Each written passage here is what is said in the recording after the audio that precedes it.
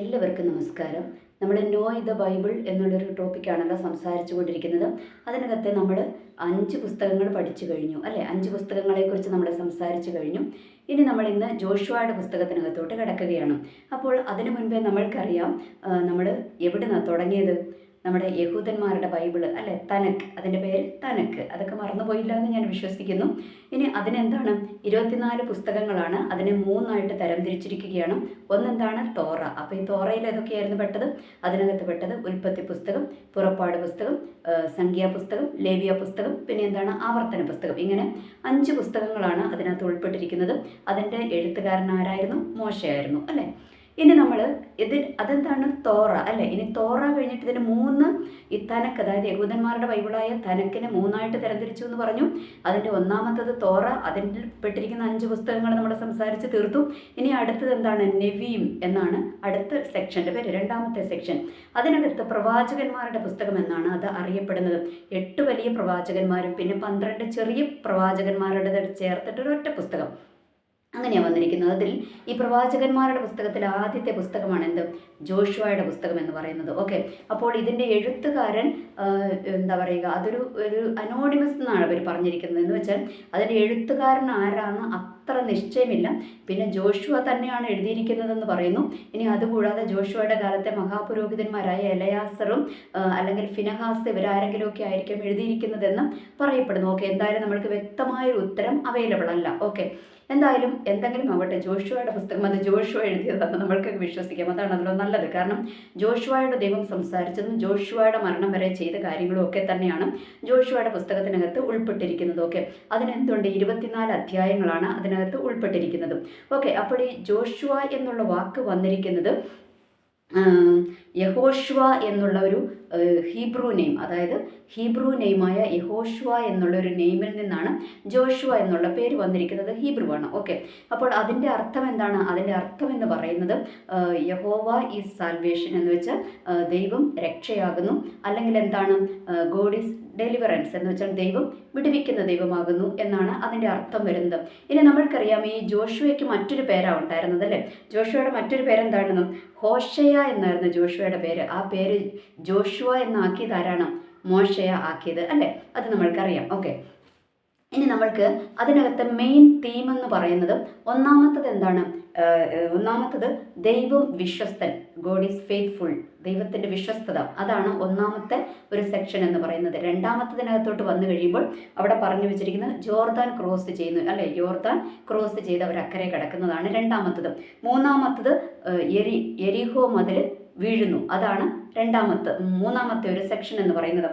നാലാമത്തത് ഭൂമി ഇങ്ങനെ വിഭജിച്ചു കൊടുക്കുന്നു, ഇസ്രായേൽ മക്കളുടെ ഗോത്രങ്ങൾക്ക് ഭൂമി വിഭജനം, അതാണ് നാലാമതായിട്ട് വരുന്നത്. ഇനി അഞ്ചാമത്തതായിട്ട് വരുന്നത് കവനൻ്റ് ആൻഡ് കമ്മിറ്റ്മെൻറ്റ്, ദൈവത്തിനോടുള്ള ആ ഒരു കവനൻറ്റും നമ്മൾ എത്രമാത്രം ദൈവത്തോട് വിശ്വസ്തതയായിരിക്കണം എന്നുള്ള കാര്യങ്ങളൊക്കെയാണ് വരുന്നത്. പിന്നെ ജോഷുവ അവർക്ക് ഫൈനലായിട്ട് വാണിംഗ് കൊടുക്കുന്നു, ജോഷുവയുടെ മരണം, ഇതൊക്കെയാണ് അതിനകത്ത് പറഞ്ഞു വെച്ചിരിക്കുന്നത്. അങ്ങനെ ഇത്രയും കാര്യങ്ങളാണ് ഈ ജോഷുവയുടെ പുസ്തകത്തിനകത്തോട്ട് ഉൾപ്പെട്ടിരിക്കുന്നത് എന്ന് നമ്മൾക്ക് മനസ്സിലാക്കുവാനായിട്ട് കഴിഞ്ഞു. ഓക്കെ, ഇനി അതിൻ്റെ 1 തൊട്ട് 5-ാമത്തെ അധ്യായത്തിനകത്തോട്ട് വന്നു കഴിയുമ്പോൾ നമ്മൾക്ക് കാണുവാനായിട്ട് കഴിയുന്നത് എന്താ പറയുക, ദൈവം ജോഷുവയോട് പറയുന്ന ദൈവത്തിൻ്റെ വാക്തത്വങ്ങൾ, ജോഷുവയ്ക്ക് കൊടുക്കുന്ന വാക്തത്വങ്ങൾ, അതൊക്കെയാണ് അവൻ്റെ ലീഡർഷിപ്പ്, അതിനെക്കുറിച്ചുള്ള വാക്തത്വങ്ങളൊക്കെ ദൈവം ജോഷുവയ്ക്ക് അവിടെ കൊടുക്കുന്നു. അതിനുശേഷം എന്താണ് അവർ എന്താ പറയുക, എരിഹോ പട്ടണം ഉറ്റുനോക്കുവാൻ വേണ്ടിയിട്ട് 2 പേരെ അയക്കുന്നു. അതിനുശേഷം എന്താണ്, അവർ ജോർദാൻ 2ആയി പിളർന്ന് അവർ അക്കരെ കിടക്കുന്നു. അതൊക്കെയാണ് 1 തൊട്ട് 5-ാമത്തെ അധ്യായത്തിനകത്തോട്ട് വരെ നമ്മൾക്ക് കാണുവാനായിട്ട് കഴിയുന്നത്. ഇനി അടുത്തതും 6 തൊട്ട് 12-ാമത്തെ അധ്യായത്തിനകത്തോട്ട് വന്നു കഴിയുമ്പോൾ എന്താണ്, എരിഹോ പട്ടണം അത് പിടിച്ചെടുക്കുന്നു. പിന്നെ അതെന്താണ്, അവിടുത്തെ യുദ്ധങ്ങളും അതിനെക്കുറിച്ചൊക്കെ കാര്യങ്ങൾ പറഞ്ഞിരിക്കുകയാണ്. ഇനി 13 തൊട്ട് 21-ാമത്തെ അധ്യായം വരെ ഡിവിഷനാണ്, വിഭജനം, അതായത് വിഭജിച്ചു കൊടുക്കുക. ഇവർ പിടിച്ചെടുത്ത സ്ഥലങ്ങളൊക്കെ വിഭജിച്ചു കൊടുക്കുന്നതാണ് 13 തൊട്ട് 21-ാം അധ്യായത്തിനകത്തോട്ട് വന്നു കഴിയുമ്പോൾ. ഇനി അതിൻ്റെ 22 തൊട്ട് 24-ാമത്തെ അധ്യായത്തിനകത്തോട്ട് വന്നു കഴിയുമ്പോൾ ജോഷുവ ഇവിടെ ജനത്തിനോടും ഒന്നുകൂടി അവർക്ക് വാണിംഗ് കൊടുക്കുകയാണ്. ദൈവത്തിൻ്റെ ആ ഒരു കൽപ്പനകളും അതൊക്കെ നിങ്ങൾ എത്രമാത്രം നിങ്ങൾ ആ ന്യായപ്രമാണങ്ങൾ പാലിക്കണമെന്നുള്ള ഒന്നും കൂടെ ഫൈനലായിട്ട് അവർക്കൊന്ന് ഓർമ്മിപ്പിച്ചു കൊടുക്കുകയാണ്. അതിനുശേഷം ജോഷുവ മരിക്കുന്നു. അതോടെയാണ് ജോഷുവയുടെ പുസ്തകം അവസാനിക്കുന്നതെന്ന് നമ്മൾക്ക് കാണുവാനായിട്ട് കഴിഞ്ഞു. ഓക്കെ, അപ്പോൾ നമ്മൾ ഇവിടെ മനസ്സിലാക്കേണ്ട ഒരു കാര്യമുണ്ട്. ദൈവത്തിനോട് ചേർന്ന് അല്ലേ, ദൈവത്തിൻ്റെ അഭിഷിക്തനായ മോശയോട് ചേർന്ന് നിന്ന ഒരു ആളായിരുന്നു ആര്? ഈ ജോഷുവ എന്ന് പറയുന്നത് അല്ലേ. എന്ന് വെച്ചാൽ പുള്ളിക്ക് വേണ്ടി എന്തും ചെയ്തു കൊടുക്കുന്ന ഒരു മനുഷ്യനായിട്ട്, പുള്ളിയോട് ചേർന്ന് നിന്ന ഒരു മനുഷ്യനായിരുന്നു ജോഷുവ എന്ന് പറയുന്നത് അല്ലേ. ഇനി ജോഷുവയെക്കുറിച്ച് നമ്മൾക്ക് അടുത്ത ഒരു കാര്യം കൂടി പറയുവാനുണ്ട്. ഇവരെ 12 പേരെ മോശ എന്താണ് വാഗ്ദത്ത ദേശം ഒറ്റുനോക്കുവാനായിട്ട് ഇവരെ വിട്ടിരുന്നു അല്ലേ. ഇവരെ ഇങ്ങനെ 12 പേരെ അയച്ചപ്പോൾ അതിൽ 2 പേര്, ബാക്കി 10 പേരും നെഗറ്റീവായിട്ടുള്ള റിവ്യൂ പറഞ്ഞപ്പോൾ 2 പേര്, അതായത് ജോഷുവയും കാലേബും, ഇങ്ങനെ 2 പേരാണ് വന്നിട്ട് എന്താണ് മോശയോടും ഇസ്രായേൽ ജനത്തോടും എന്ത് പറഞ്ഞത്? പോസിറ്റീവായിട്ട് പറഞ്ഞത് അല്ലേ. എന്ന് വെച്ചാൽ ദൈവത്തിൽ നമ്മൾ ഉറച്ചു നിന്ന് ദൈവം നമ്മൾക്ക് ഇത് തരുമെന്നൊക്കെ പറഞ്ഞ് ഒരു പോസിറ്റീവായിട്ടുള്ള റിവ്യൂ കൊടുത്തവരാണ് ആര്? ജോഷുവയും കാലേബും അല്ലേ. അപ്പോൾ അതെന്താണ്, ഈ പഴയ തലമുറകളിലെല്ലാവരും തീർന്നു അല്ലേ. ജോഷുവയുടെ പുസ്തകത്തിനകത്തോട്ട് വന്നു കഴിയുമ്പോൾ അവസാനത്തെ മോശ വരെ എന്താണ് അവിടെ അവസാനിച്ചു. ഇനി പുതിയ തലമുറയും ജോഷുവയും കാലേബും ഒക്കെ കൂടിയാണ് യാത്ര തിരിക്കുന്നത്. എന്ന് വെച്ചാൽ അവരുടെ അനുസരണക്കേടിൽ ദൈവം അവരെ മരുഭൂമിയിൽ ഇസ്രായേൽ ജനത്തെ തീർത്ത് കളഞ്ഞു. എന്നിട്ട് അവരുടെ ഒരു പുതിയ പ്രയാണമാണ് ജോഷുവയുടെ നേതൃത്വത്തിലൂടെ ആരംഭിക്കുന്നതെന്ന് നമ്മൾക്ക് കാണുവാനായിട്ട് കഴിഞ്ഞു അല്ലേ. അപ്പോൾ ഇവിടെ ജോഷുവയോട് ദൈവം പറയുകയാണ്, മോശയോട് നീ ചേർന്ന് നിന്നവനല്ലേ എന്ന് പറഞ്ഞിട്ട് ജോഷുവയ്ക്ക് കുറച്ച് വാഗ്ദത്തങ്ങൾ ദൈവം അവിടെ കൊടുക്കുകയാണ്.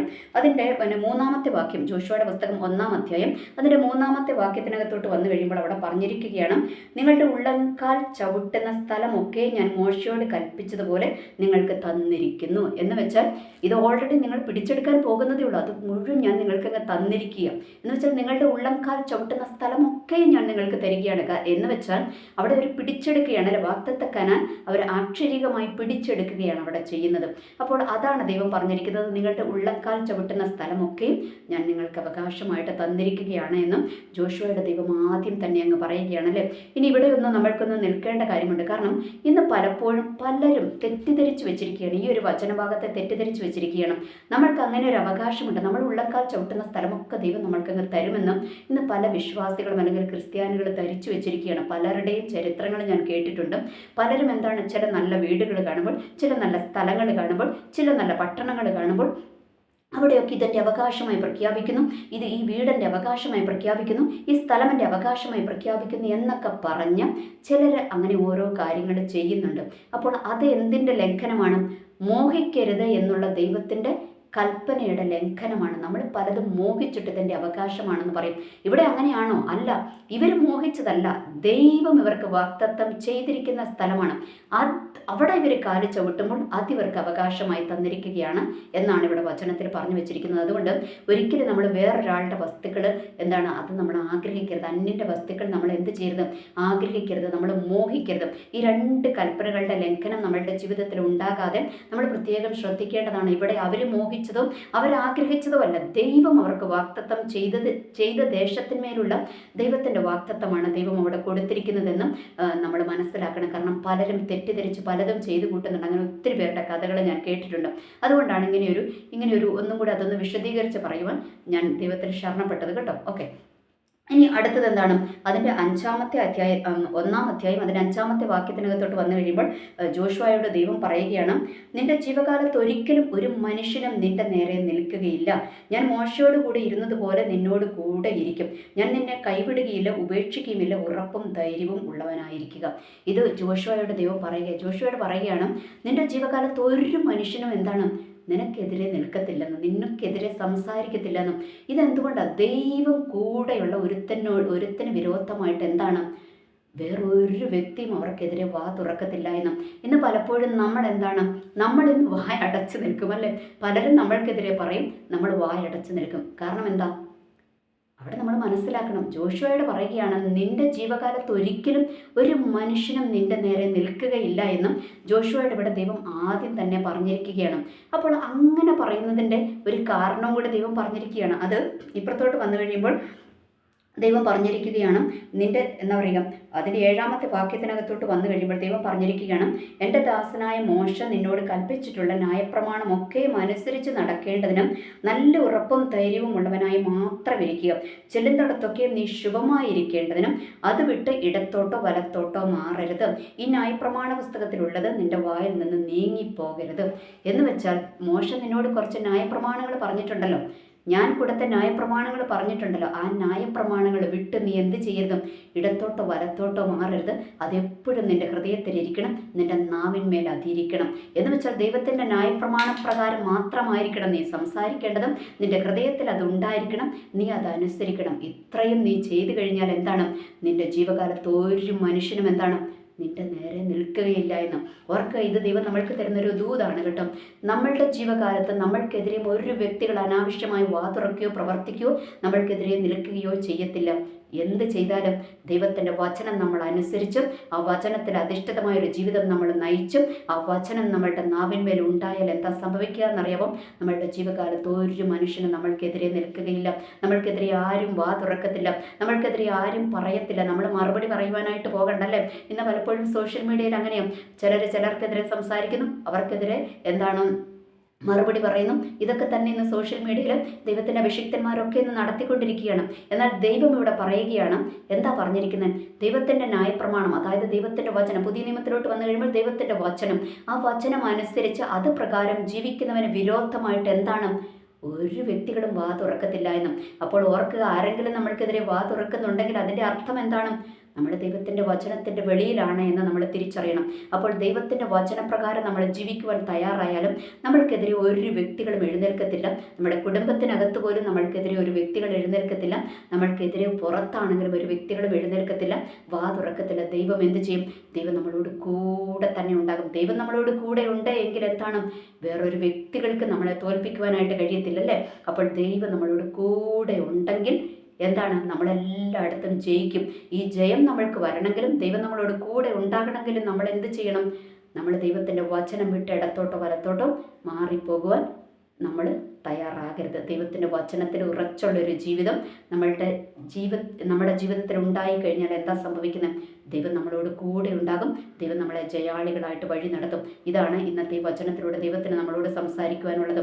അപ്പോൾ നമ്മൾ എന്താ തീരുമാനിക്കേണ്ടത്? ദൈവത്തിൽ മുറുകെ പിടിക്കുക. ദൈവം നമ്മളെ വിട്ടുമാറാതെ ഇരിക്കണമെങ്കിൽ എന്താണ്, ദൈവത്തിൻ്റെ വചനത്തിൽ മുറുകെ പിടിച്ചതനുസരിച്ചും അത് നമ്മളുടെ നാവിൽ എപ്പോഴും ഉണ്ടായിരിക്കണം. ഓക്കെ, അപ്പോൾ ഇതുണ്ടെങ്കിൽ ദൈവം നമ്മളെ വിട്ടുമാറത്തില്ല. നമ്മൾക്ക് എല്ലായിടത്തും ദൈവം എന്ത് തരും? ജയം തരുമെന്നുള്ളൊരു കാര്യം കൂടെ നമ്മൾ തിരിച്ചറിയുക. നമ്മൾ പരാജയപ്പെട്ടു പോകത്തില്ല. എല്ലാവർക്കും നല്ലൊരു ദിവസം ആശംസിക്കുന്നു. നന്ദി, നമസ്കാരം.